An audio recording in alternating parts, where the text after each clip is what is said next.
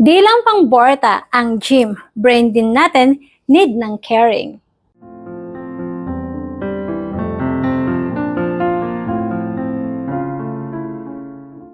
Hello mga kaibigan, ako si Gian, Raji sa Mental Health. Usap muna tayo. Ngayon, malalaman natin yung kahalagahan ng brain exercise sa pamamagitan ng paggamit ng mindfulness. Isa sa pinaka-mabisang paraan ay ang mindfulness. Wow! I-practice ang mindfulness para maging aware ang ating isipin, damdamin, at nararamdaman nang walang panghuhusga. Gawin ang breathing exercises at itanong sa sarili, ano nga pong iniisip ko ngayon? Sa simpleng paraan ng mindfulness, maaalagaan natin ang ating mental health araw-araw. Mag-practice ng mindfulness para sa mas malusog na puso at utak. Salamat sa pagtutok!